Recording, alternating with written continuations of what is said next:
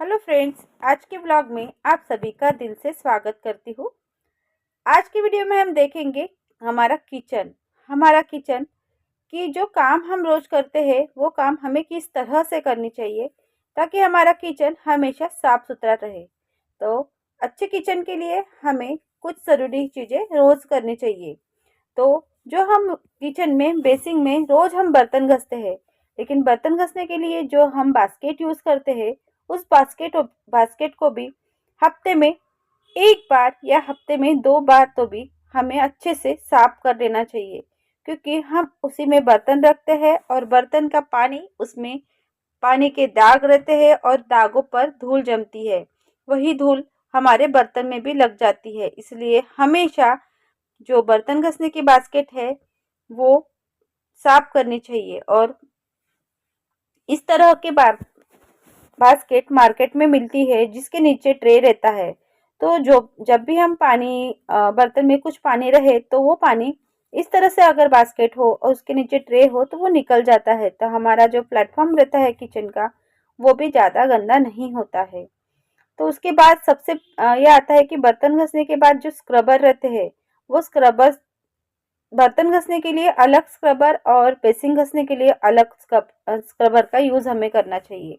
और जब भी हमारे पूरे बर्तन घिस के हो जाए, साफ करके हो जाए, उसके बाद हमें लास्ट का बर्तन समझ के बेसिन को भी अच्छे से साफ कर लेना है। और नल रहते हैं, नल पर भी पानी के छींटे उड़ते हैं, तो हमें नल को भी बहुत अच्छी तरह से साफ कर लेने चाहिए। दिन में हमारा बहुत ज़्यादा समय किचन में ही जाता है और किचन में ही ज़्यादा हमारे काम होते हैं। दोनों टाइम खाना बनाना, नाश्ता बनाना, तो किचन हमारा गंदा होता ही है।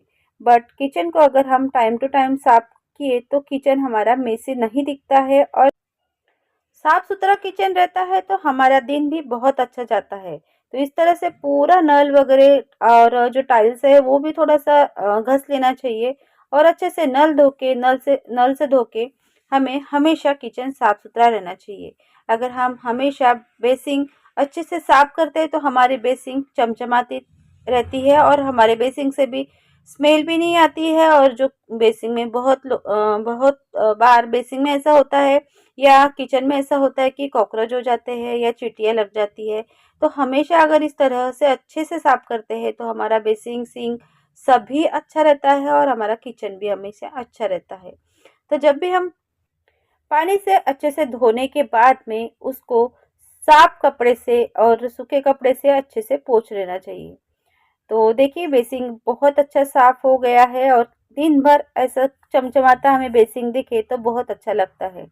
उसके बाद में हम जो किचन काउंटर रहता है उसको पोंछने के लिए मैंने यहाँ पे विम जेल लिक्विड डाला है पानी में, उसमें मैंने कपूर डाला है, विनेगर डाला है और हम अब इसमें डालेंगे खाने वाला सोडा।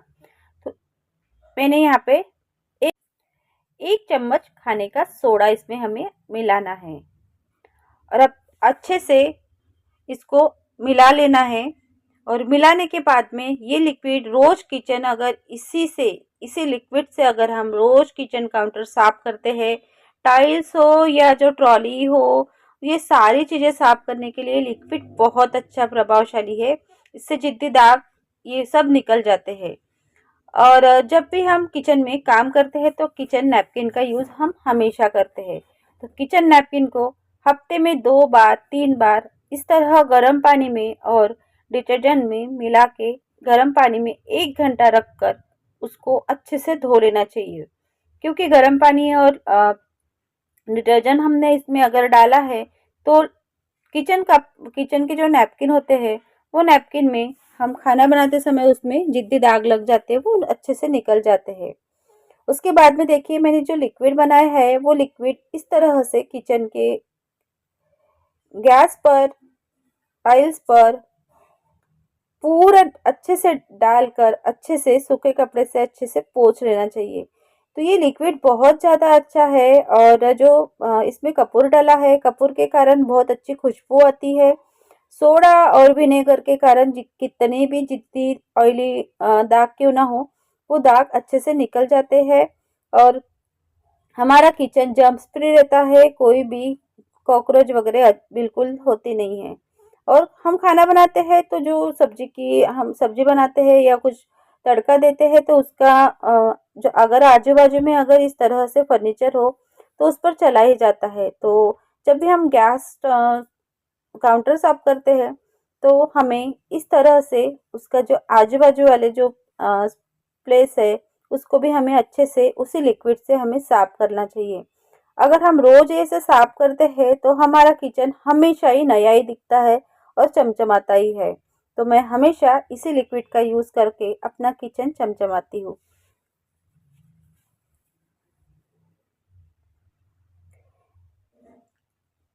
इसी तरह से किचन मेरे गैस के एकदम बाजू में ही ये लगा है, तो इसे भी मैं इसी लिक्विड से साफ करती हूँ। तो ये लिक्विड कांच पर या फर्नीचर पर, गैस पर, ये हर जगह पर ये लिक्विड का काम बहुत अच्छा होता है। इसी लिक्विड से साफ करते हैं तो हमारा किचन भी बहुत अच्छा दिखता है। तो इस तरह से बस 15 मिनट की सफाई हमारा किचन बहुत रोज चमचमाता है। तो इसके बाद में अगर हम पूरा साफ करने के बाद भी अगर ऐसे ऑयल के दाग अगर ऑयल गिर जाए या कुछ गिर जाए हमारे किचन पर तो डायरेक्ट कपड़े से कभी नहीं पोंछना चाहिए। हमेशा टिश्यू या कोई पेपर लेके उस तेल को हमेशा पहले साफ कर लेना चाहिए और उसके बाद जो भी हम यूज करते हैं पोंछने के लिए लिक्विड डाल के अब हमें इसे पोंछ लेना चाहिए।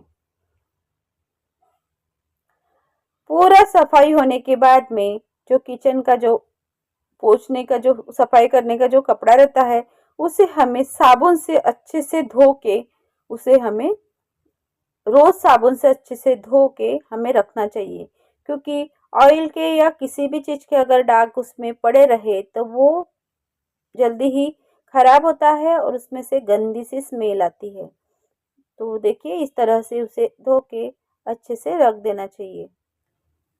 किचन के सिंक का यूज़ हम बहुत ज़्यादा होता है। हम यहाँ पे बर्तन घसते हैं तो कुछ फंस जाए तो इस तरह पानी उसमें से नहीं जाता है। तो इस तरह अगर हो जाए तो हमें सोडा डालना है खाने वाला बहुत सारा और उसके बाद में हमें इसमें विनेगर डालना है और उसमें विनेगर और सोडा डाल के आधा घंटा तक हमें वैसे ही रखना है। उसके बाद में हमें गर्म पानी डालना है। अगर हम इसमें गर्म पानी डालते हैं तो पूरा सिंक देखिए फ्री हो जाता है और बहुत साफ हो जाता है। हम खाना बनाते हैं किचन में और खाना बनाते हैं तो हमने साफ सुथरा अगर किचन चाहिए तो हमें कुछ आदतें हमें हमेशा रखनी चाहिए। हमें कि जब भी हम खाना बनाए तो सब्जी काटे तब हमें इस तरह से जो खाली पैकेट होते हैं उस पैकेट में कचरा डालना चाहिए। कचरा काउंटर पर नहीं बिखेरना चाहिए।